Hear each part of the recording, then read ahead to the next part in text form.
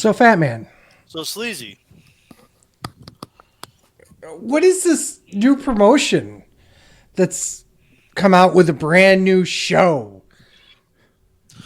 I don't know what this new promotion is, but it's way better than what AEW thinks it is. Wow. And no, Sleazy, it does not stand for Total Nonstop Agents. I'm sorry. I'm out. Same. I'm out. Well, let's talk about that and Viva Van on the wrestling show.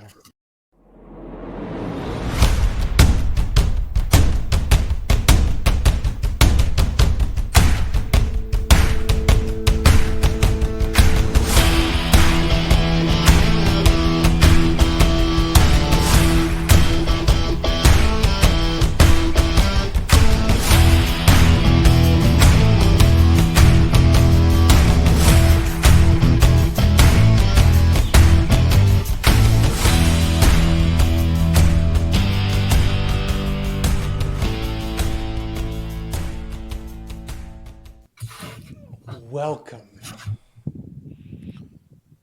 No, No? I will not come for you. A fucking lie. I'll come for you, but not for him.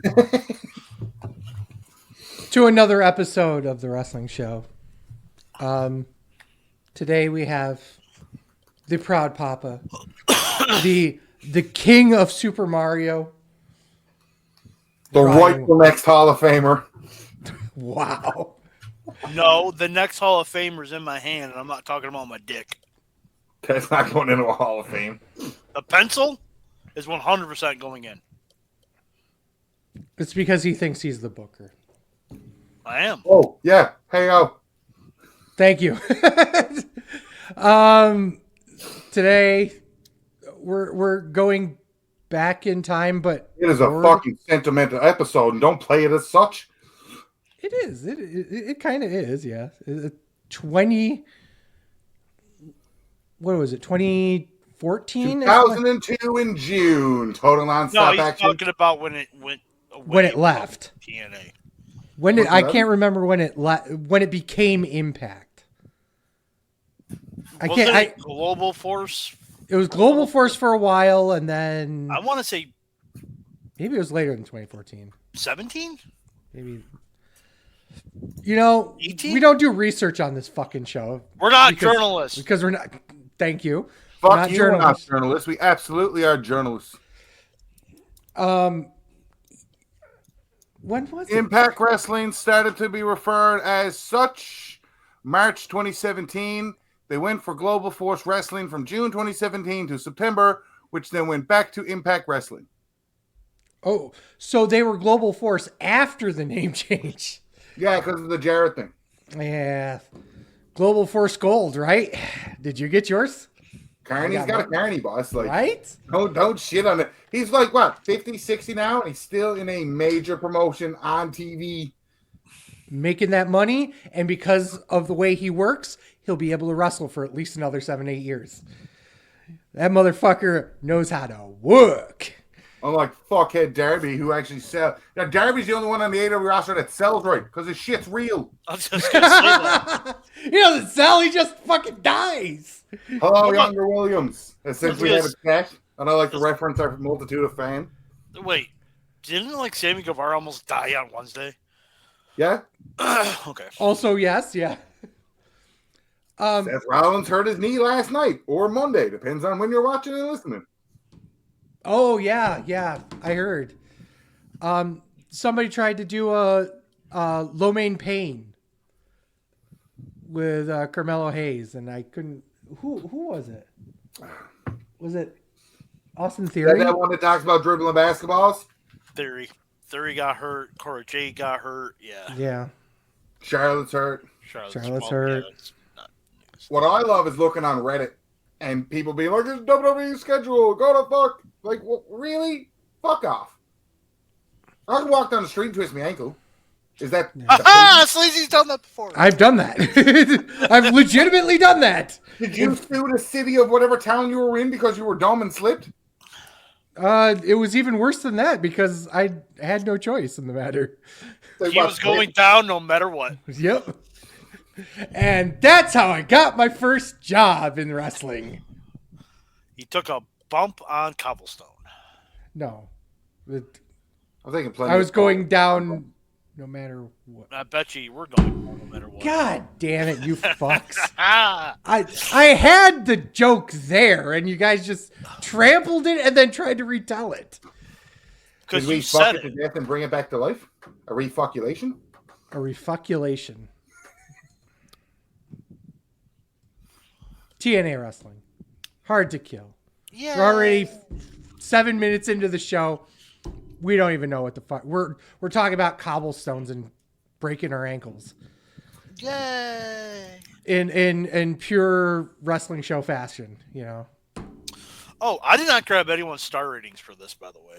So there is a letter rating out that I saw, like A, B, C, that kind of that, but there was no star ratings. They're on the show. They're on the show. What? ABC. Oh yeah. I've got Kristen Thompson's. That's usually who we get. Yeah, every time. I got it right here. Nobody else watches Impact or TNA, and then we just don't write an article. Missed opportunity on our part, being that people search this shit up. Fair. One of us should probably get into that. Or I don't know how to if you're listening to the wrestling show right now and you want to join us, thank you for that. We are still doing a talent search for the wrestling show. Not in his van. He does not have candy. Do not get in his van. For the last time. Okay, 100% he has candy in that man. Yes. So the problem isn't the fact that there's candy in the van. The problem is that the lie is that I'm giving away my candy. But talent search, get a hold of us on Facebook or on Instagram, or send an email to sleazy@thewrestlingshow.com. Give us your, who you are, what you like about wrestling, et cetera, et cetera. We're going to keep this open for, I want to say, maybe 2 more weeks, and have a definitive answer by the end of the month. But yeah, check it out. If you are... Comes down the corner and judges me for my chicken fingers. How dare you? I mean, that's what I have for dinner. So if you do want to join this ragtag group of assholes, please send us a message on Instagram or sleazy@thewrestlingshow.com. Can we talk about wrestling for our spousal abuse this bitch on podcast? Wow! Thank you, Sleazy, for buying me enough time. I didn't say the word ant, and I didn't say the word ginger. Don't fucking wow me. How dare you say ginger on a week where Jinder Mahal wrestled in a main event? I can't believe Jinder Mahal. Now I need to go on mute so I can say something. Yeah, okay. Al Bear says Sleazy won't accept my application, Fat Man and Ryan. 1, why bring me into it? 2, Sleazy, that's bullshit. Fuck Al Barrett. Apparently I'm stealing Sleazy's gimmick. Yeah. Fuck Al Barrett. Fuck Al Barrett. So Sleazy, that is just because Al is getting better statistical scorecards than you does not mean that you can disregard that man's application. Okay, first of all, he's got no heat with me right now. There's another person that's got a lot of heat with me. And that's fucking Deets. We'll talk about if he comes on, we'll talk about scorecards. If he don't come on, fuck him. But I was third in both scorecards because of number 2 down here, motherfucker. Yeah, in both. Why are you pointing at me? You know I don't fill these out. Fair. You're like, me? Down Wasn't here. me. It's down here on the episode. No, Ryan pointed to himself. I'm like, why the fuck you pointing yourself? You know it wasn't me. Yeah, right? Well, Al, don't worry. I know the pull. I know the people with some power in this organization here. We're going to get your application. A pencil. Where's Michelle again? Sure as We hell all ain't me. know Wiggles runs that house. You're damn fucking right she does. We all know that. The Hey, I got a question. Anybody watch pre-show? hell no. Nope. Do you at least want to go over the results? Sure. So in the first match back under the TNA, where the fuck did you go that fast, you bastard? I just had it. Oh, here it is. Stupid fancy mouse with its extra fucking clicks. Steve Macklin defeated Rich Swann in a singles match. First match to open up under the TNA umbrella. Former world champs too, so that was nice. The System, which is a brand new stable of Eddie Edwards and Brian Myers, accompanied the ring by Alicia Edwards. Also, the stable includes Moose, iPhone, defeated Frankie Kazarian and Eric Young, and Crazy Steve defeated Tommy Dreamer for the Digital Media Championship. Yeah, we don't got to see Tommy Dreamer walk in the ring anymore. Technically, that's a waddle, but Waddle's like me. I was going to say, that's called the sleazy. Yeah. The announcer said he did lose 40 pounds up into the match, so I guess they really noticed that Dreamer looked like a wet bag of milk. What, because he cut his hair? That's greasy water. That's 40 pounds. Fair. Yeah. Didn't somebody else okay, while we're Top Dollar debuted and Yeah. beat the crap out of Joe Hendry. But Yeah, I we was gonna believe in Joe Henry. We do believe in Joe Hendry. No, we didn't believe that night. Apparently not hard enough. Side note, Top Dollar is going to be a massive heel in TNA. He's going to be a threat to win every Royal Rumble match that they have. King of the Mountain. That's an underrated match. It's interesting. It's a reverse ladder match. I get the concept sounds stupid, but we believe in a sport with undead wizards, and PCO comes back every pay-per-view from the dead. So, I'm going to accept my reverse ladder match. Aswang made it here, okay? That's all I have to say. Speaking of total nonstop Asians, how did everyone like the new ring announcer? Pretty, and before I continue, because I think I'm going to last, Fat Man, did you do anything up on this? Say that what now? I said, did you do anything up on this? What do you mean anything up on this? Like cards, times? Yes. Oh, he's got them all. It's Impact. Sometimes I run it. That's true. Make sure. That's fair. If you want to run it, you can. I'll do my normal shit and talk about it and go to you for the stats, which I do enjoy. Yeah. Opening up the pay-per-view, the second ever Knockouts Ultimate X match to determine the number one contender for the TNA Knockouts World Championship.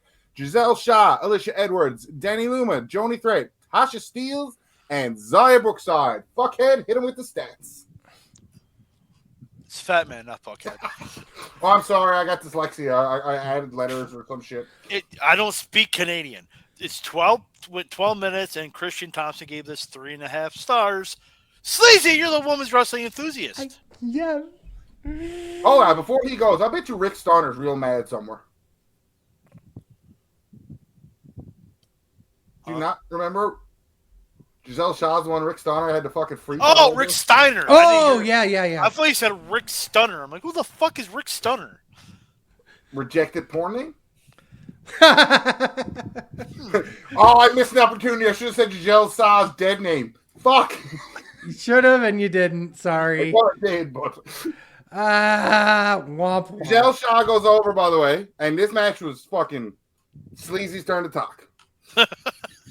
I loved it. I thought it was great. They did a great job of putting the match together. I think that Brookside is going to be a huge deal, obviously, with her siding here. But there's only one person to win this match, and it was Giselle. There was nobody else that in my mind should have won here. Fuck your edibles, Ryan. Mute yourself. Wow, you fuck. Oh, later on, as I got no edibles and a bunch of joints to smoke tonight. Fuck you. Right? I thought the midair spear was fucking great. Why is it in ladder type matches? Because I'm not just going to say ladder matches, because this is technically a ladder type match. Yeah. The spears off the top look fucking gross. Not bad gross, but just like, ugh. It's any type of body to body contact in the air that makes it that much, because anything can happen when you're coming down. The World Wrestling Federation. Yes. also in the air. But yeah, it just, everything about it looked really cool. It wasn't like, blow your socks off amazing, but it was good. I gave it 4 stars, and I thought it was a great way to open up the show. No, you're absolutely right. It was a fantastic opener. Normally, an Ultimate X match is a great opener for TNAs historically anyways. And this being such a big one, being the second ever Knockouts one. The right kid died, and I know the right kid died because that's what I put on my scorecard because I couldn't figure it out and just sat and looked at the names. I went, who needs this more than anybody else right now? Giselle Shaw being the one that's there the longest, but not really a name. Like a name, but not really. This was her Tasha Steelz moment when Steelz wins the knockout title. This is Giselle Shaw's next jump into the knockout upper echelon of the realm. She needed this. Simple as that. Fat Man? Yeah, 4 stars. I agree with Sleazy. Means I'm wrong, but that was a way better match than I thought it was going to be. All the stars had time to shine. And TNA has a very bright women's future ahead, even with like these up and coming wrestlers. Giselle Shaw, Tasha Steelz, Alicia Edwards, but Jody Threat, Brookside, yeah. So, and Red Kid died. Second match, which turns into the third match. So I'm just going to say it all together into the one. PCO versus Dirty Dango, which turned into Rhino, PCO, and the returning Jake Something versus Alpha Bravo, Vladimir Kozlov, because I can barely pronounce that, let alone his fucking name here, and Dirty Dango. Fat Man, you have stats for both? The PCO and Dango match with 1 minute and 15 seconds. Done, obviously, because it went 1 minute 15 seconds. I told Michaela that's long sex. I don't know what you're talking about. 7 minutes and 20 What did you seconds. do the other 15 seconds?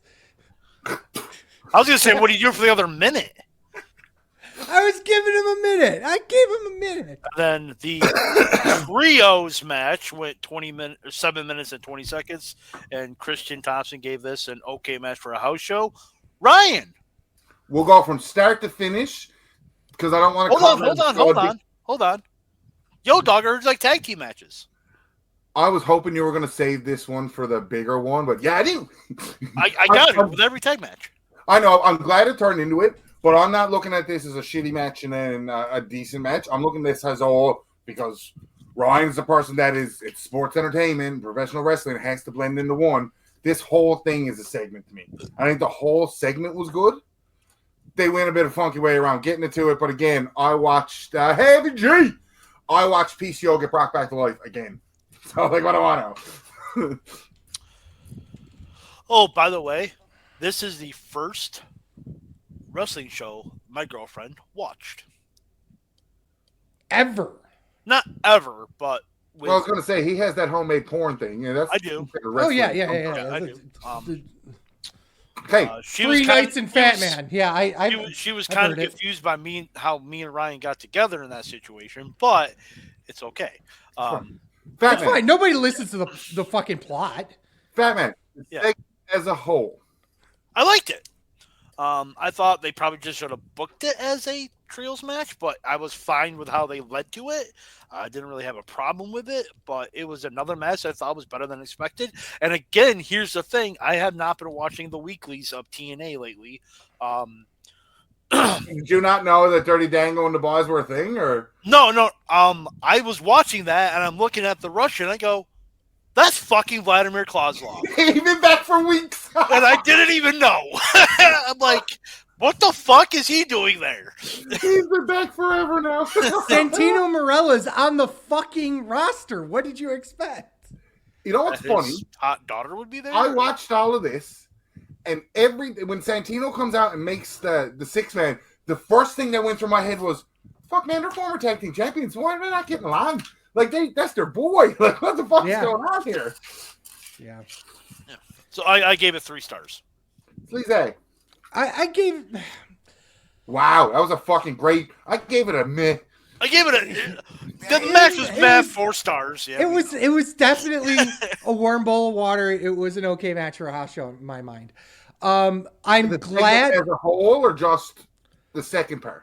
Because Because I can be forgiving in terms of I understand the second / most of this with the 6-man is the basic bread and the meat that is saying, you know what I mean? Like, and that's kind of what I'm rating it, because the first part was an angle to set up the 6-man. It's a segment. Fine, cool, whatever. I love it. Love the fact that Jake Something's on the card, because that man absolutely deserved to be on this card. The match, fine, whatever. It's a 6-man. Thrown together. Fair enough. That's all I got. Fatman, ask me a question. No question. Make your statement. Yo, dog, I heard you like tag team matches? I did, actually. This one. Yeah. A surprise match that was not announced until the pay-per-view itself. So I have a problem with that. The announcers didn't know, but the ring announcer did. So I was like, interesting. Jade's got it in. Killer Kelly and former GCW heavyweight champion Masha Slamovich defend the TAA Knockouts World Tag Team Championships against the returning Decay. Havoc and Rosemary have come back from the underworld. Fatman, sleazy up them sexy stats. 6 minutes and 15 seconds. Christian Thompson gave this only 2 1/4. Sleazy, the woman's wrestling enthusiast. How dare she? It was It's definite. Oh yeah, that's right. I keep thinking Kristen for some reason. Christian. Like as in Christian and last year on your own. I don't know what to tell you. Ryan got it. You guys are fucking assholes. I wish we could play songs so we don't get nailed for copyrights when you say shit like that, because I immediately wanted to just go to my phone and be like, Christian! I mean, we could cover it. We just can't say it. Stuff. It's going to me saying the big three. It's not fucking beeping Christian's song. Right? It was 2.5 stars. It was an okay match for a house show. It was too short. I think it was, and that was my only problem with it. I think that with you give these 4 women 12 to 15, you got a really nice match on here. This was only meant to just, it was almost basically a squash match, which is kind of strange with the teams here. So I don't know what to tell you. Other than that, yeah, I want to see this again, and I want to see more time with it. That's all I can say. It was the Mike Sanders. Okay, we're kind of in the same area here. I gave it to Mike Sanders. Wasn't bad. It wasn't. Nice to see a title change on the main TNA card and not just it be on the pre-show. So they're kind of showing that, yes, I like the pawn of Hard to Kill. They've used it before, but this was a basic refresh. Mm-hmm. Yeah. Everything on this show, or one thing was another, was refreshing us all back to let's go. Let's see where we can go from here. I like Havoc and Rosemary as a tag team. I think they've done really well. And I think, and controversial or not, Rosemary is one of the top 5 knockouts of all time in TNA. You make a case for it, yeah. Yeah. And our feuds for titles for as long as she's been there. So now, for some reason, you said Havoc. It got in my mind. Like some of my girlfriend was watching this for the first time, and she looked at Havoc. She goes, "She shouldn't be wearing that outfit. She's just too big of a girl." I was like, God. "What's wrong with it?" She's like, "I don't know. It just seemed weird." So she was more like towards the outfits of the wrestlers than the females, and more towards the wrestling. So, I mean, my sister went to a TNA show in 2006? 7. Was it 7? Yeah, I keep thinking it's 2006 for some reason. I was sick. Yeah, Fatman was sick, so my sister, of all people, decided, I guess I'll go. And all she did was comment on the fabric of the ring gear of everyone.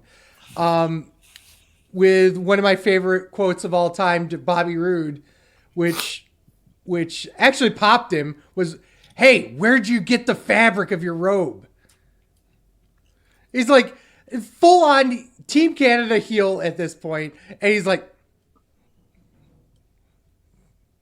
See, that shit's funny. yeah. Because it's I the love best that shit. look to pop the boys. Yeah. Loved it.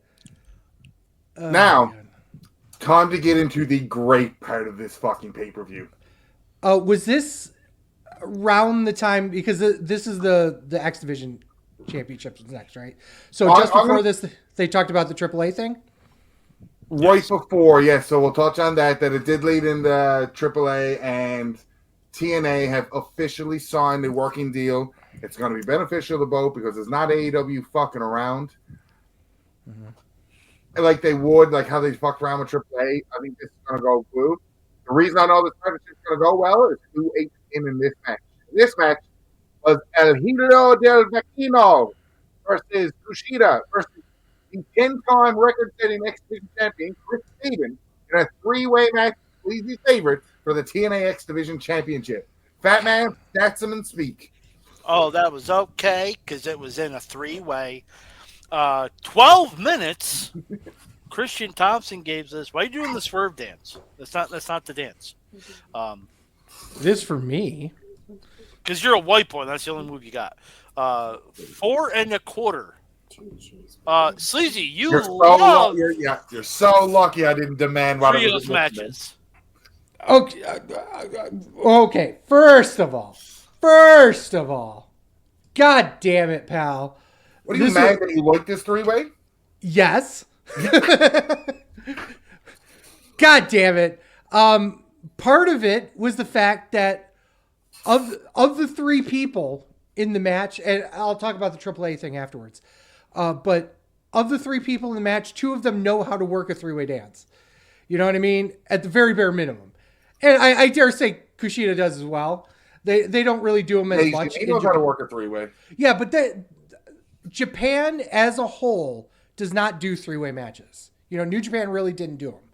So when he did them, they're in WWE or when he was on the Indies or doing other stuff like that. Sabin always did, and obviously Vikingo does because AAA. Vikingo, unlike the last match we reviewed of his, hit everything very well. And I think Vikingo as a talent as a whole is going to be one of those guys that's going to be looked back on like Sabu, where if he hits something amazingly cool, it's going to be remembered. But people are going to forget the botches and the things that he does when he misses all the time. But at the end of the day, he's making a shit ton of money. He's getting a lot of exposure. Fucking Omega put him on a motherfucking pedestal. So I'm so glad you didn't say Matt then. Because that's I fucking Okay. totally thought your brain was gonna be like, Omega put him on the map. Omega didn't put him nowhere. No. No, he put him on a pedestal because he worked with him in a very big company. But yeah, this match was great. 4 stars. Whoa. You're giving a three-way match 4 4 stars. stars. Yeah, I know, right? First off, I'm going to change my statement here just because that is so. What was it missing? 4 stars. You is like 4.5 stars, and a three-way to like. It's still a 3-way. There's an Asian in it. How was it not 5 stars? Okay, fair. You got me there. Sabin's Asian? Yes. I'm so I glad mean- we're an audio podcast the rest of the time. Right? Oh, God. Sleazy, you're an underrated piece of shit. 4 1/4. Oh, fuck you. I think the pay-per-view turned on a dime when this match happened. 100%. This was match and great. every match after started off like how 2023 was described as the year of the banger. The second half of this pay-per-view was banger. Some of the spots in this match looked like they were just there just to do moves and set up some other spot. Like there was one spot near the beginning of the match where like Vikingo was sitting in the middle of the ring and Sabin ran past him to the turnbuckle to run back to hit Kushida. It's just like, and Vikingo was just standing there, like in his way. It's just like, normal, weird three-way tropes.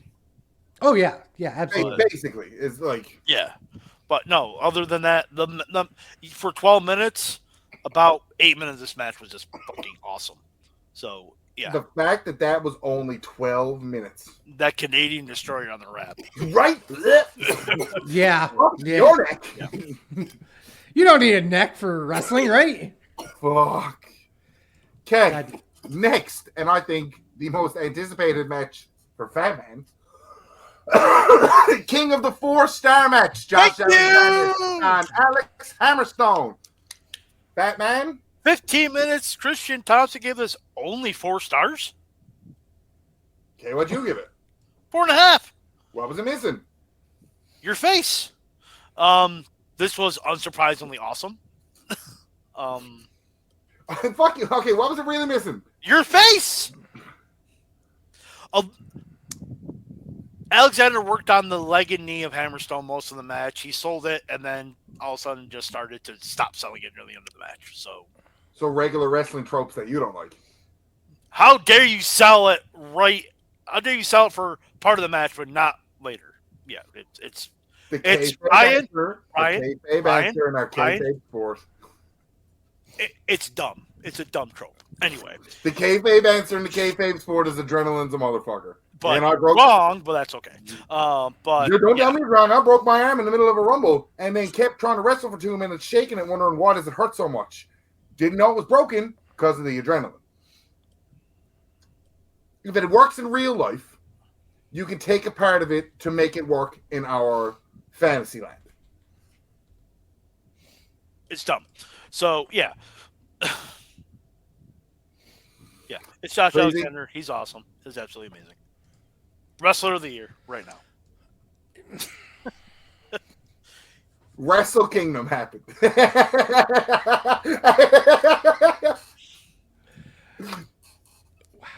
Okay. One of my problems with the match, What was your star rating first? 4.5. What the fuck? Okay, well, I gotta say it. What the fuck was it missing? Yes. One of my biggest problems of the match was this is Alex Hammerstone's first match in TNA. Or even if he did like a dark match or TV thing, whatever. This is his moment, right? Why would you have him hit his finisher and not have him win the match? That's my problem.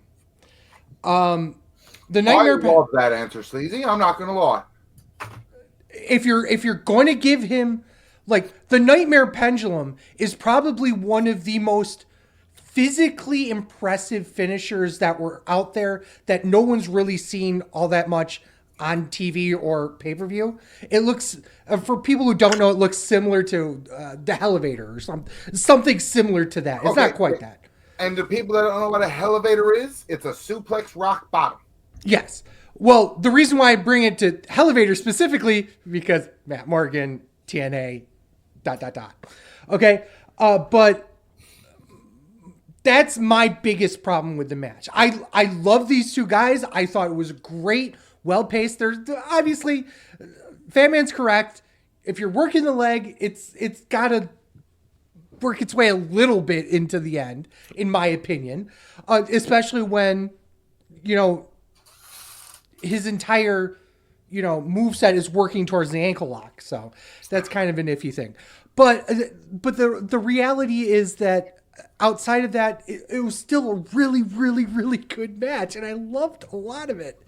I felt like that if you're going to give him, you need to protect the finish. You've already...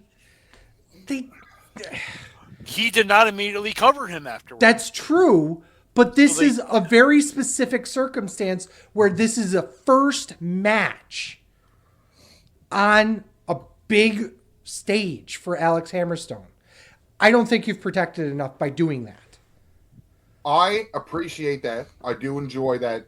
That's something, because I've said that to people that wrestle here locally. I watched somebody use their finish, somebody kick out. I was like, why? Like, what do you mean? I was like, why do it if there wasn't a purpose? There was one guy I worked with here.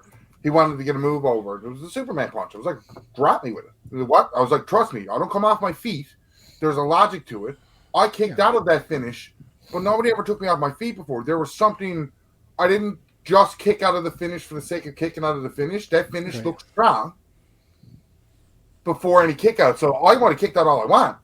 Everybody's going to be like, well, the mountain just got toppled by a punch to the jaw. Right. And that's a similar circumstance here, in my opinion. But next match. Hey, Fat Man. Yo, dog, I heard you like tag team matches. This one was fucking deadly. We have ABC, Ace Austin, Chris Bay defending the TNA World's Tag Team Championships versus the Rascals, Trey Miguel and Zachary Wardens, Laredo Kid and Mike Bailey, and the grizzled young veterans. Very sad, only because Laredo Kid and Mike Bailey were not the original tag team. Who? Mm-hmm. The original tag team was supposed to be Speedball Mountain with Trent Seven. Who? And I am so sad I did not get to see that tag team name on pay-per-view. Who? And that's what makes me sad. Fat Man stats, and then I'll talk. Well, it's 14-15. Christian Thompson gave it 3 3/4. But He's an underrated piece of shit. This was a fantastic. The easiest way to me explain it: cruiserweight, light heavyweight tag team match. Because there's no real big guys here. Who was the biggest guy in this match? Zach Gibson. who was Laredo Kid's tag team partner? Mike Bosby Bailey. You said Mike Bailey. I didn't know who that was. I do apologize, sir, but I was so distraught about losing Speedball Mountain as a tag team name. It just PTSD, man. Okay. Okay. I know who Mike Boss V Bailey is. Okay. I don't know who Mike Bailey is, but I know who Mike Boss V Bailey is. Even Laredo Kid looked good for a fucking last minute replacement for whatever happened to Trent Seven. This match was fucking fire, and I really thought Grizzled Young Vets could have won this while I was watching it. I thought they were going to win. I really did think they were going to win here. I had bets on scorecard and then changed it back to ABC. I never did. I had the Grizzled Young Vets winning. The match itself, you're absolutely right. It's a junior tag through and through. I guess what?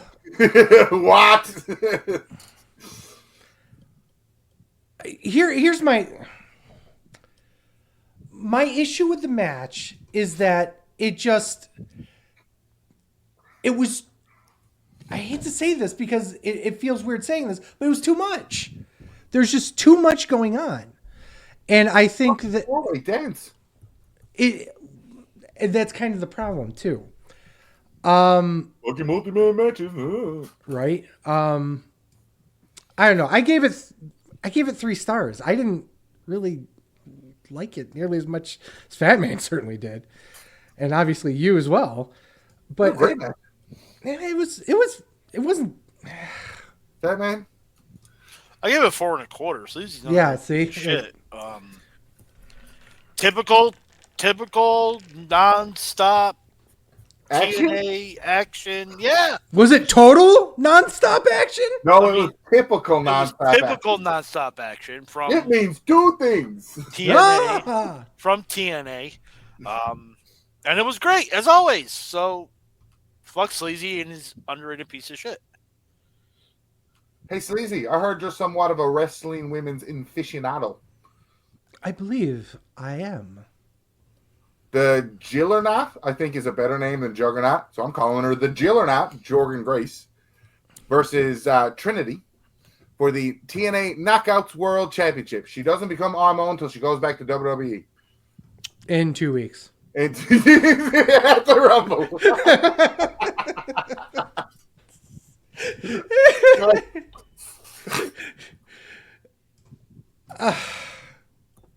I love Jordan Grace. You know. Oh fuck! When you know me, I'm always ceiling. She's hitting the ceiling. She's overcome the juggernaut that is Trinity. How long was the match, Fat Man? Oh yeah, maybe 14 minutes and 30 seconds. Christian Thompson gave this 4 stars. Sleazy, you're the woman's wrestling enthusiast. He's 4 a stars. women's aficionado, I do believe I said. What? No, not 4 stars. It wasn't bad. It was 3.25 for me, but I love how that's not bad. it's well, yeah. I mean, Still got a fucking Still five. a good match. it's a good match, but it's not like holy shit, yeah, type of match. This was an obvious, obvious finish is obvious. You know what I mean? You've got Jordan Grace that needs to be the leader of the knockouts division now, especially when it's pretty much all but confirmed that Toodles to Trinity, but I think that with the match, I don't think it was enough of a rub, honestly. Does that make any... I know that sounds kind of strange, but whatever. You were going to say stupid. I was going to say, yeah, stupid, dumb. Yeah, you're 100% correct. But that you are stupid, yeah.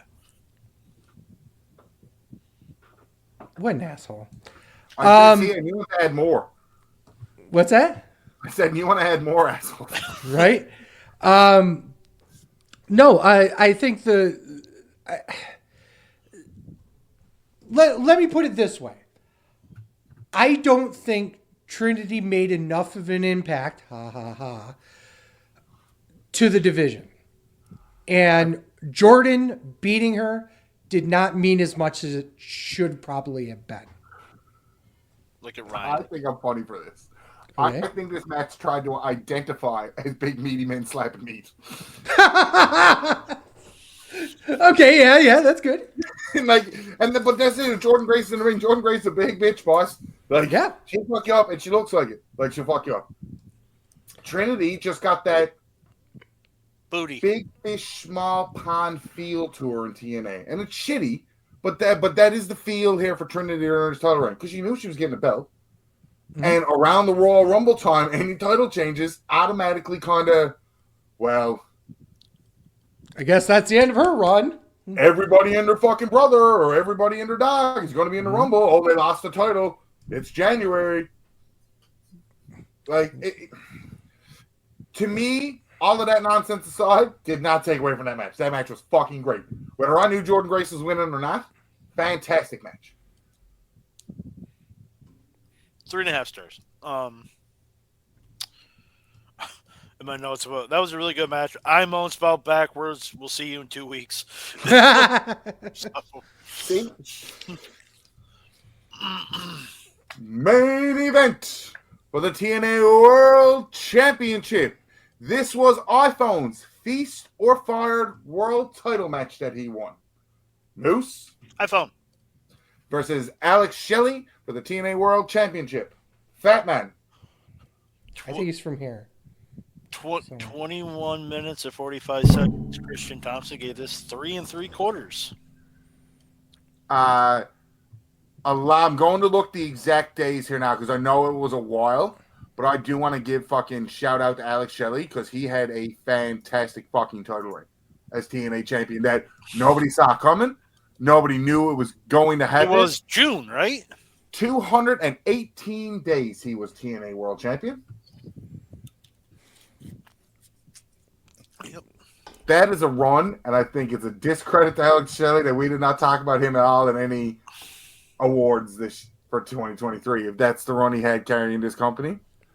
Eric Young said it best at the start. They're tired of being overlooked. They've been overlooked too long. Moose iPhone winning was the right call. Mm-hmm. He's the right-looking person as a wrestler compared to Alex Shelley for size. And I know little guys wrestle better, big guys look better. Moose is a iPhone prime example of a good guy that got the looks and that can wrestle, and he's a good fucking heel. And all of that gets overshadowed by who shows up at the end. Yeah, I think Moose iPhone is going to be a great asset as the major top heel to the company. In fact, I believe that anytime you'll see Moose iPhone in any capacity, whether it be Moose on TV, iPhone Moose on pay-per-view, Moose on internet. iPhone. Here's the thing. Every time that they did it on commentary. I said iPhone afterwards. You can up all night. My girlfriend's getting was like, "Why are you saying iPhone?" So I had to tell the story. But yeah, No. In all seriousness, this was a good match. I once again, here. he's trying The to. Moose technically is a iPhone. two-time TNA champion. You know that, right? Right? And yet this feels more important than his other wins. Is that just me? No, you're not understanding what I'm saying. When he won the title last time, it was classified as the Impact World Championship. But Moose is technically iPhone. a two-time Two-time champion. TNA Yeah. World Champion because of That's fair. they brought that belt back for Wait, like didn't he 2 days. win? Yeah, to say, didn't he win the TNA championship while someone else had the Impact title, and then he Yes, won the him and Rich Impact Swann. title? Yeah. Yeah, then he won the Impact title. So isn't he now technically a 3-time champion? Technically, No, because Rich Swann, I said two-time TNA. I specifically worded it that way for the naming of the belt. Yes, Yeah, he has because it was the Impact- TNA World Heavyweight Champion. Yeah, technically he's held the TNA title twice. yeah, Okay. but didn't he held the Impact title? So he's a 3-time world champion. That's what I'm saying. He's Yeah. a three-time world champion, but again, that's why I worded that he's held the TNA title Yeah. twice. Well, yeah, Because of the I brand, understand what yeah. you're saying, but I'm saying he's a 3-time world champion. My He is. point out of all of it was that this felt like his big win, not the first time, because Shelley held it for so long. B, this was like the big moment of TNA doing its rebrand, refreshing everything. The only problem I have, what happened after? He's here to show the world. Is he Reddit now? comment of the week: Ziggler needs to change the zigzag to the knick-knack. Well done, whoever said that. But I had to remember that I fucking popped so hard for that. If the commentary starts calling that the knick-knack, I'm done. I'm out. Knick-knack, paddywhack, give yourself a championship. Nickname is debuted. Ash by Elegance. Former Yeah. Dana Brooke also debuted. Okay, out of the 5 people that technically debuted Ziggler.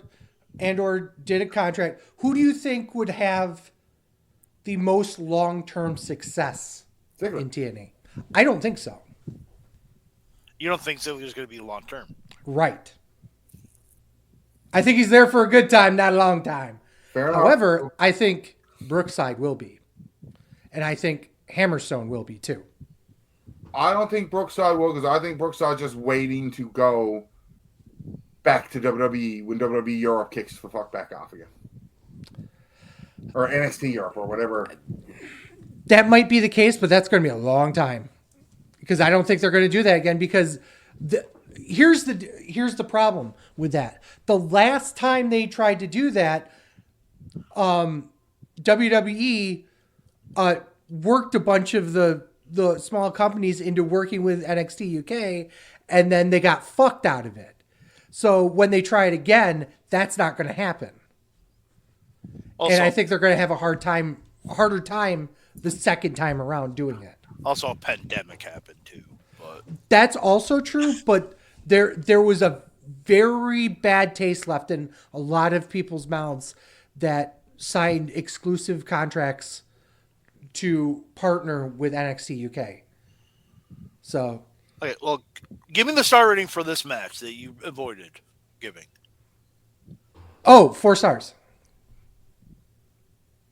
Same rating, piece of shit. I would like to officially announce that this be nominated for Premium Live Event of the Year. This was better than Wrestle Kingdom 100%. And it I can want keep its title until Rumble, maybe Mania. I want to talk about their production values. They put more lighting in that building. They upped it. They brought the old school tunnel back, but then had a new school board. I liked it. It had a TNA feel, but with updated production values. Because Impact was starting to get a little grungy, a little dark, not well lit, but they really lit up the palm in Vegas. So hopefully that continues. I think it all depends on what stadium or arena or fucking bingo hall or wherever they go to for the shows. Right, but at least this one they definitely had a lot more lighting. So Yeah, thoughts, boys. Let me throw this out to you guys. Penis. boys have penises and girls have vaginas. It's 2024. You're not allowed to say that anymore. Thanks for the tip. I'm quoting a movie. It's fine. I'm quoting fucking society. Heaven forbid you say a boy has a penis. I don't give a shit. I'm quoting Kenny. How did we get fucking... I'm never good. We have Giselle Shaw on the show, folks. She is. I don't see her there. So... Ryan, you Giselle Shaw? I mean, not yet, but I'll probably jerk off to her later. Oh, fuck you guys. I know where I'll be soon. Okay, so couple quick things. Number one, I 100% agree with you on the production value. I think they did a great job of kind of revamping themselves here. They did a good job of what's old is new again. You're absolutely right with lighting and such. I'm actually looking up their tour because they're going back on tour. Orlando this weekend. February 23rd is No Surrender in New Orleans. Oh, PTSD. With a Bayou Blast. I guess that's more stuff. Then they're doing Sacrifice on March 8th in Windsor. And then Impact afterwards. And then March 22nd and 23rd, they will be in the 2300 Arena, where Sleazy will most likely be. So here... It's weird that they're going to that. They're going to Philadelphia 2 weeks before Mania. Here's the thing. I guarantee you they did that intentionally just before that block of time so it'd be cheaper for them. Also, their talent can go work for other places, other people that weekend. And absolutely. They're going to be in town 2 weeks early. You watch. Anybody that know, like, what was booking these shows, I'm going early. These guys, are you staying in town long? Like, how long? That's my point. Yeah. Like, that's my point. I can see that. Yeah. Well, I know for a fact that because they're doing a month's worth of tapings, 100% in those 2 days. Oh yeah, absolutely. So yeah. Well, here's the interesting part. So 2 weeks before that, GCW is running in Atlantic City. Then you've got this taping. And then you've got, after that, the collective in the entire week of wrestling for WrestleMania 2 weeks later. So over the course of that month, there's going to be 15 bookings in that month that if you worked for GCW or TNA Wrestling, or both, obviously, you're picking up a bunch of stuff without moving very much at all, which is great. And I guarantee you other indie companies are going to take advantage of that as well. WrestleCon? Yeah, WrestleCon. Well, all the stuff. WrestleCon, Defy, JCW, all the bits and pieces of the collective. What's the smaller one that runs there all the time? What the fuck is that? They run in 2300 Arena all the time. Probably a Fed that ends in W. No, it's yeah. Fuck you. I'm blanking on their name. They brought in Paul Heyman a few years ago when he wasn't on TV. Just to be a dick, but they're like a medium-sized company. 2C Dub. 2C Dub. No, but yeah, there's going to be a shit ton of shows over that course of a month, and it's going to be amazing wrestling. Every single drop's going to be amazing. As for the show itself, I agree with Fatman that it was better than Wrestle Kingdom. There may have been a match or two that was better than on this show, but over the course of the show, this show was better than Wrestle Kingdom this year. I do believe, and I will say this, Alexander versus Hammerstone was better than anything in Wrestle Kingdom. Disagree with that, but it was Well, up take there. a look at your star rating, sir, and figure Go for out it. how you do that. I will like to point out for anybody. You got to do news and rumors live too.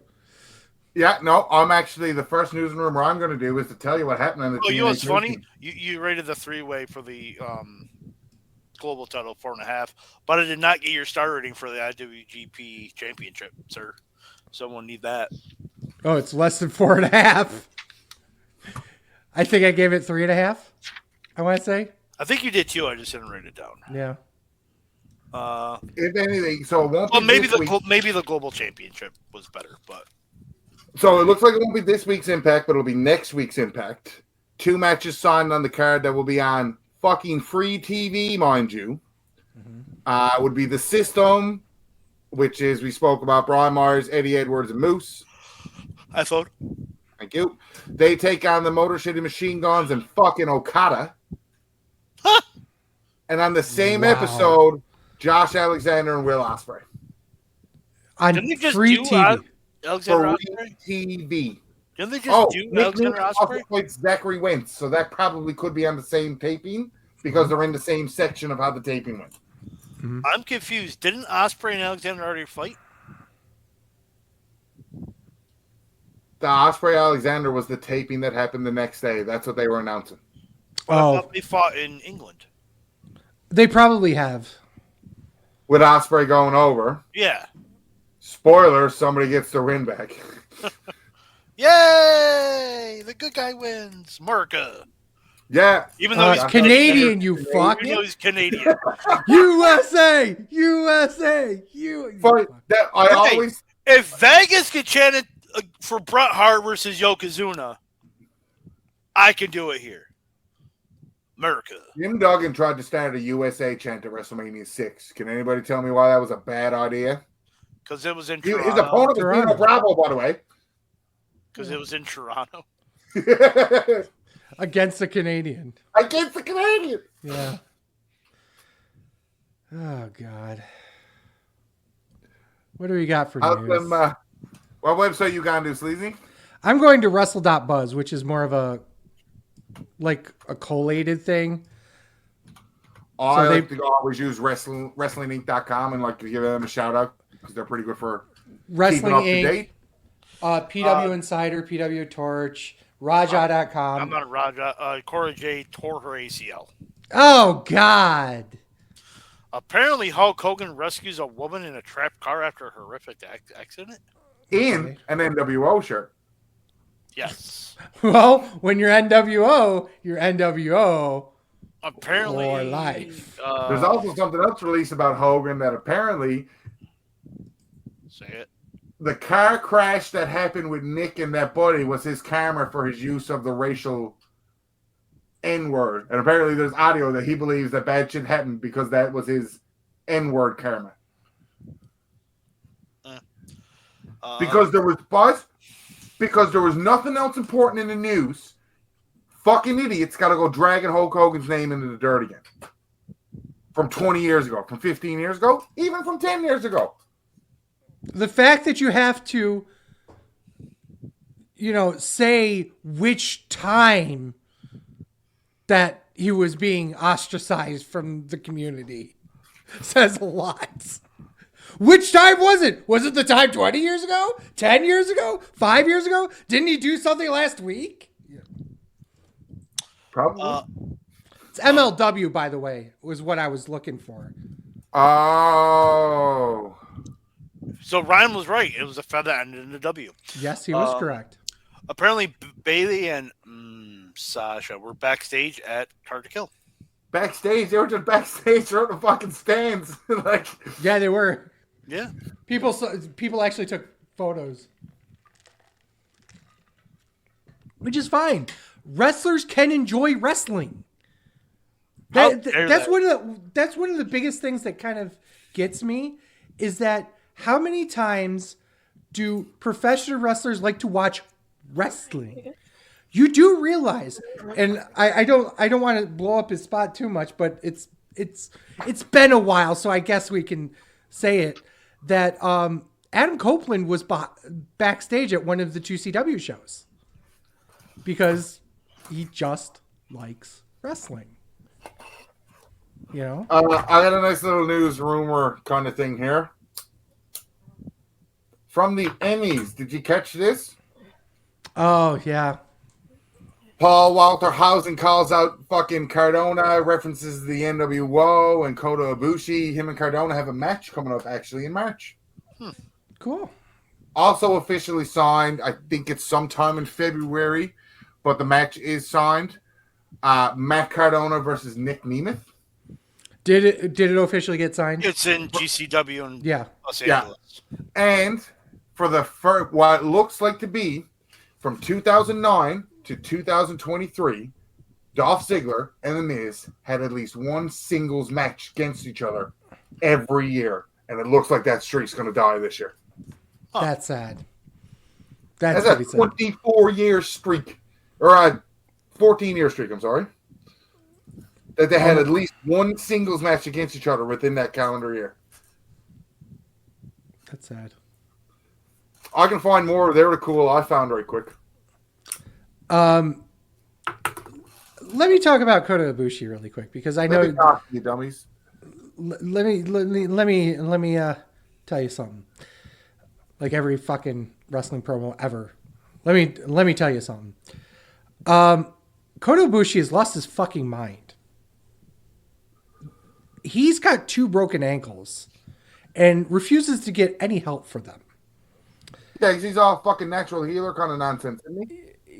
It's gotten worse. He's gone off the deep end. And I think part of the reason why a lot of other wrestlers are kind of pushing away from him, and I'm not sure if Kenny's part of that or not, but he is gone like type of ridiculousess. And this is what I've heard. Too long to come over. Yes. Oh, absolutely. He's almost Hideo Itami level of fucked up, broken beyond any belief. And one of the things I wanted to kind of touch on about the AAA thing, while you guys are looking shit up, one of the reasons why there was that. Batman hasn't looked up anything. No, I have actually. Okay, I just thought I'm on my computer. Okay. He's like, yeah, fuck it, fuck these assholes. Let them do the I'm waiting for Sleazy to finish so that I got one to talk about. One of the reasons why they had any working partnership with AAA at all was because Kenny Omega at the time was the AAA champion, and I think had he not been that, they wouldn't have had any relationship whatsoever.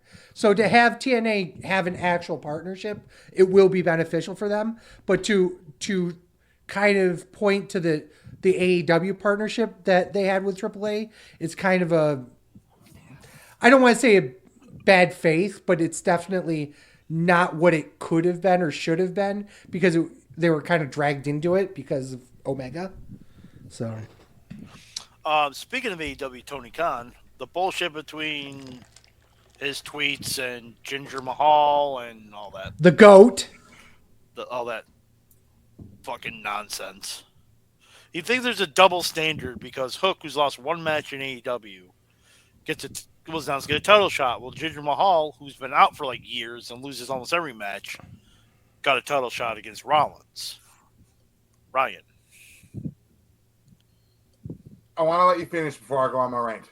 I just realized I should let you before you finish so I can know why I'm ranting properly. He thinks there's a double standard because people bitch and complain about AEW and people getting title shots. They thought Hook was be like, why are you having Hook face Samoa Joe? He's only lost one match, blah, blah, blah, but Jinder Mahal's lost everything. But he's getting a title shot. That's basically it. Just Tony Khan. And then him and Eric Bischoff got into it, and it was funny, but other than that, yeah. But, okay, go ahead. You know what's funny about that situation? Jinder Mahal is a more credible champion in the eyes of WWE Universe versus Hook in the eyes of the AEW Universe. Because WWE and AEW are 2 different fucking promotions.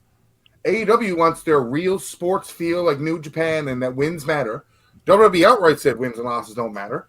And it's proof that Jinder Mahal almost won the fucking world title last night / Monday night.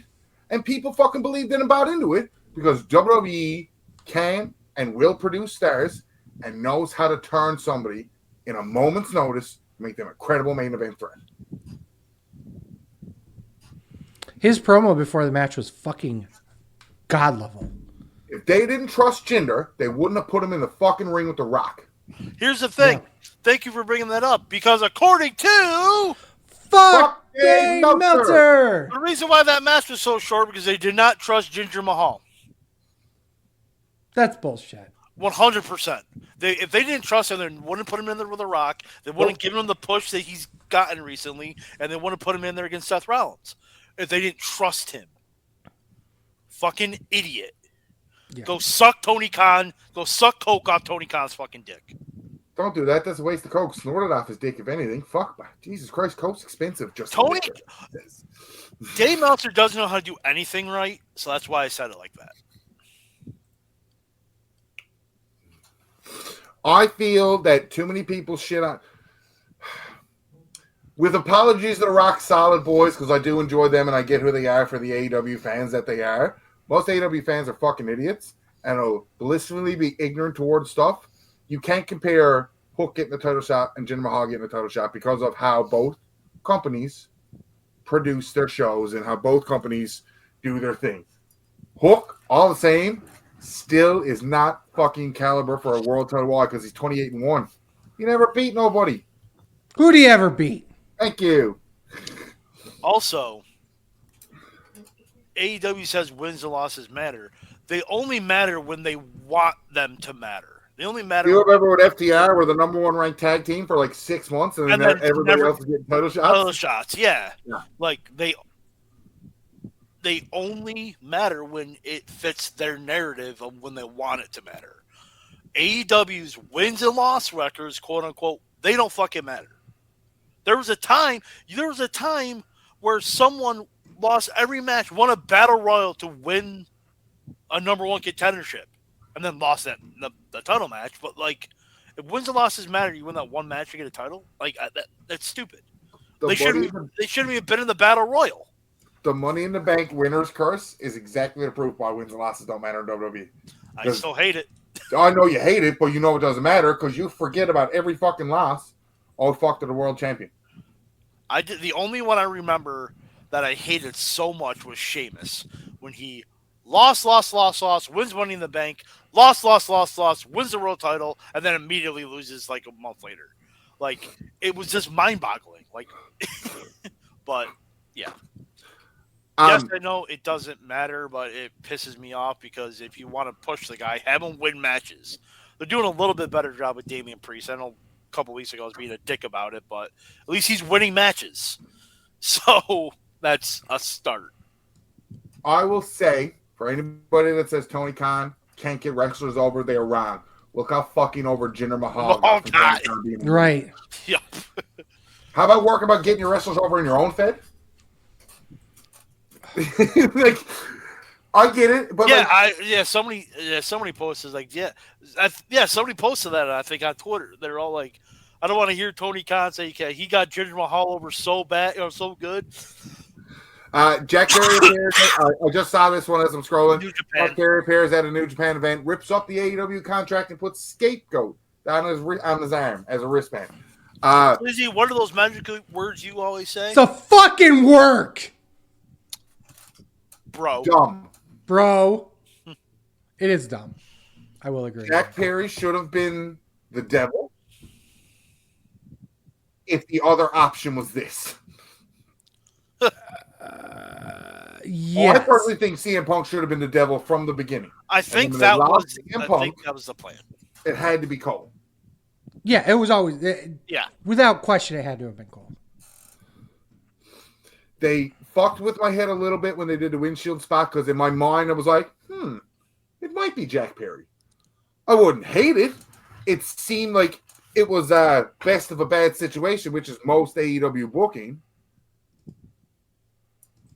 But him going into New Japan, angle or not, yeah.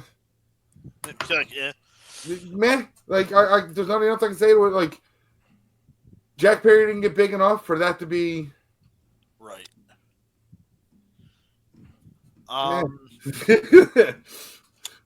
apparently Imone spelled or not Imone. I'm sorry, anal spelled backwards had MRSA in her finger. I know. Holy shit! Picture on Instagram with her ass out in the Yeah, hospital. I just saw it. Great. Does Dark Side of the Ring has reportedly been renewed for a 5th season. Yay, let's have 7 episodes why everybody hates Vince McMahon. He's a dickhead, even though everybody's here because of Vince McMahon. Go to fuck. I love Dark Side of the Ring. I just hate when they tear into Vince all the time. He goes, okay, so Vince was a piece of shit, boss. Do you understand how many people in wrestling are pieces of shit? You're just going to big on him? Fuck off. Yeah.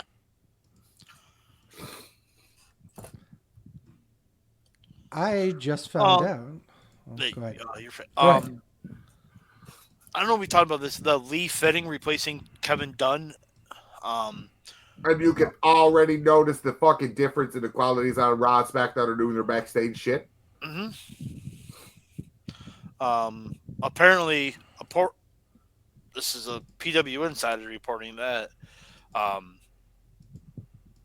people were upset because they didn't hire, quote, their own people with experience as WWE employees for that position. So What? I don't get why that matters. I don't get it. It's bullshit, I think, but Ooh. I would agree. Odds-on favorite to win the Royal Rumble for Oz this year is CM Punk. Gunther's at second, and Cody Rhodes is at third. But there is a interesting name from the odds people in terms of how high the odds is for them. MJF, Drew McIntyre, and Jey Uso are all at plus 1,000, putting them as the 5th, 6th, and 7th most likely people to win the Rumble as per betting odds. Okay. So MJF is hurt. Yes. Yes. The shocker. The bidding war of 2024 is on. So I wish the people that could listen to this Saturday could see your face because my face, impressed. Like mine are sleazies. Yes, I was talking about sleazy, but like they stopped pushing him when he won the world title because he already fucking resigned. He already resigned. There's 100% he already resigned. Yeah. Here's a tag title too. We're not pushing you though.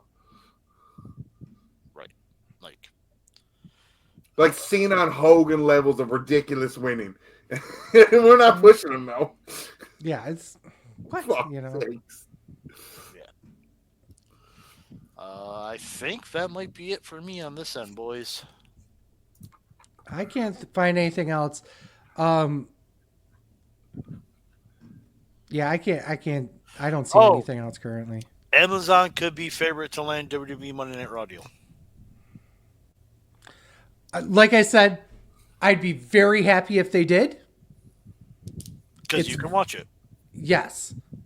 I don't think No.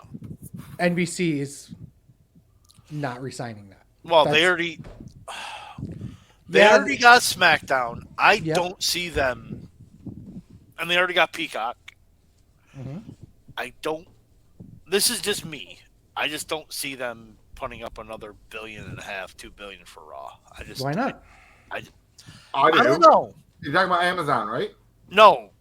No. Peacock, NBC. NBC. Only because, and there's a reason why, and it has nothing to do with WWE. I think NBC is going to get the NBA rights, and they're going to put their money towards that and SmackDown, and somebody's going to get the Raw. Don't know who, but The Raw. I think that's just speculation on my part. I think that they're going to try to get the NBA rights, and I think they're going to try and get Raw cheap. And if Amazon throws a bunch of money at them, they'll go to Amazon. But I believe Amazon would be the only one that would be in a position to throw enough money at them that they would turn their heads towards it. 100%, but they're not going to get Raw cheap. I want to point out, though, beforehand, nobody thought NBC was getting SmackDown to the weeks up to that signing. The top 3 people that were on that, it's almost a lock that Fox is resigning and blah blah blah blah blah, and the top 3 people were Fox and here's the thing about those Netflix. negotiations: you're never gonna know until it's announced. Right. So to sit here and say This is a speculation on my part. This is just me saying I don't think NBC Universal is going to get Raw because I think they're going to get the NBA deal. Right. They could get both, or they could just go for Raw, or they could just go for NBA. I won't be surprised on either 3 options, but I just don't think they're going to, and there goes Ryan, get Raw because I think they're going to put all the rest of the resources towards the NBA. Securing NBA rights. Do you think there's enough money in it? For the NBA rights? 100%. What's the number that they're the second highest ratings draw than over the NFL. I don't know why it's the worst sport. But people watch it, and and NBC had it for years, and then they lost it to ESPN and TNT. I think they want it back. And they lost hockey to TNT. And ESPN, I think. And the only thing they really got is NFL. There's one other thing that they got, I believe. I believe they still. Well, they got the Olympics. Yes, the Olympics. Every 2 years. Yeah. But that's a lot of money, though. It is a lot of money, but you can get more through NBA every year.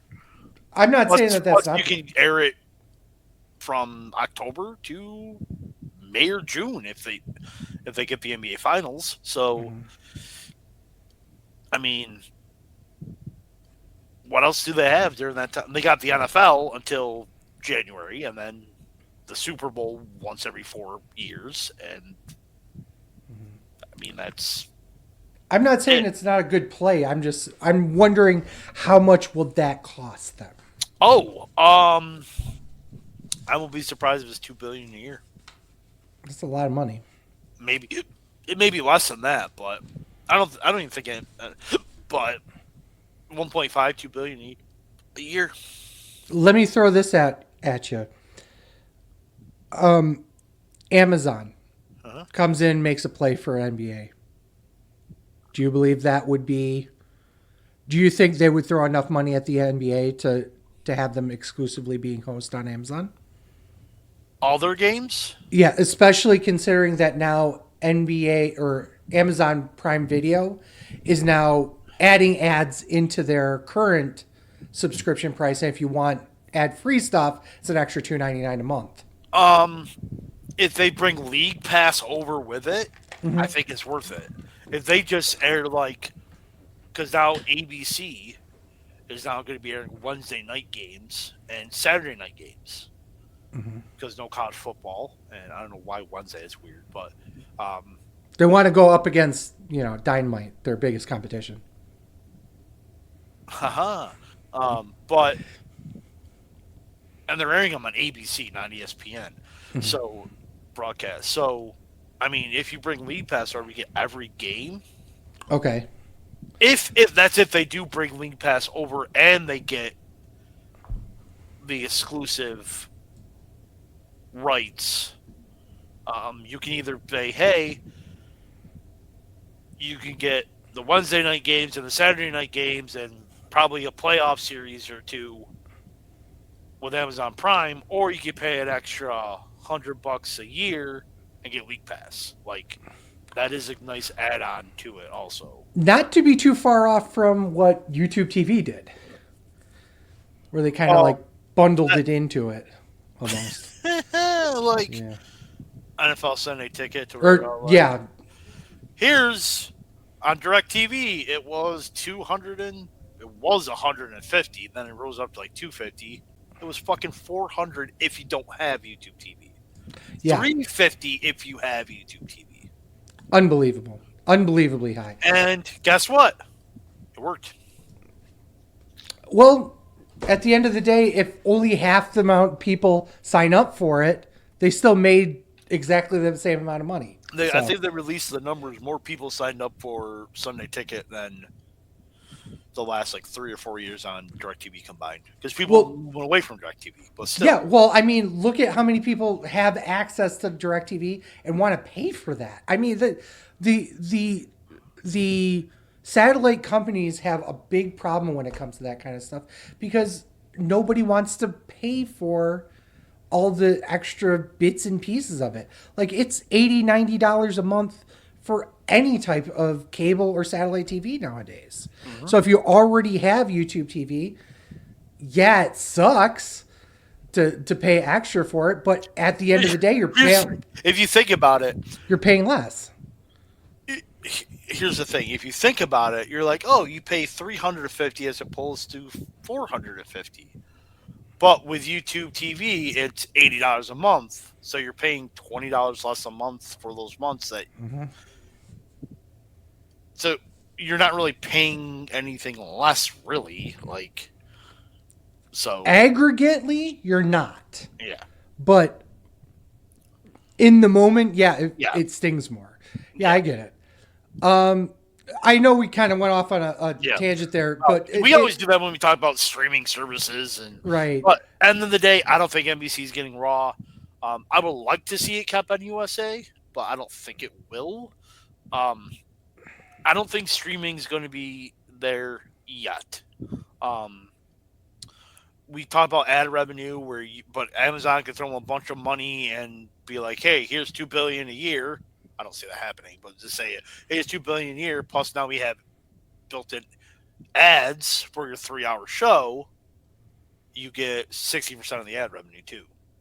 Oh, and by the way, WWE, we can put, while you're watching Raw, a lower third that says, buy your WWE merchandise here now.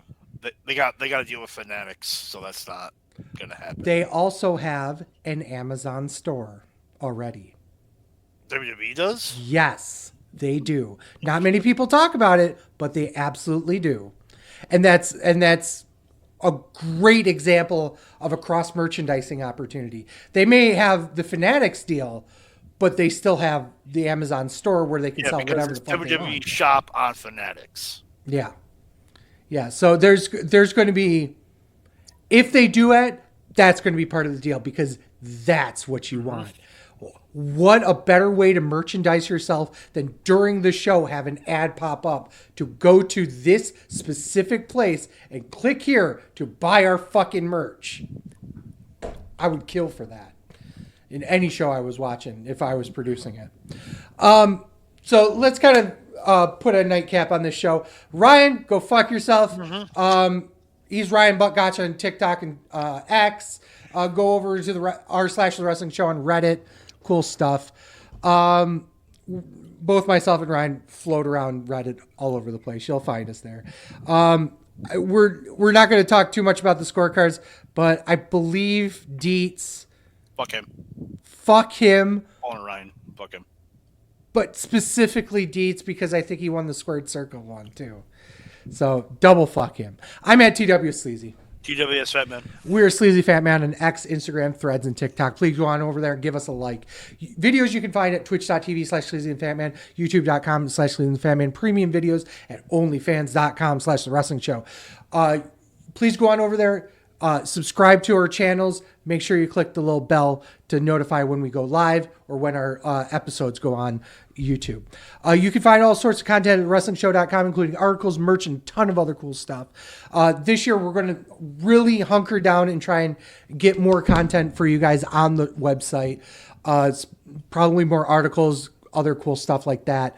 But yeah, you can get this podcast every Saturday morning wherever you get your podcasts, including Spotify, Apple Podcasts, YouTube Music, and Podbean. Don't hesitate to rate us on your favorite platform and click automatic downloads. It really does help us out. So with a big fuck you to Ryan, who left, but thanks to Ryan, and as always, for Sleazy. For the Fat Man. This is The Wrestling Show. Thank you guys so much for listening. Peace. Fuck Dave Meltzer. Fuck Tony Khan and his alleged coke habit. Hot dog's not a sandwich. The Subway's not a sandwich. A burger is a sandwich. Next week we are doing. I fucking forgot.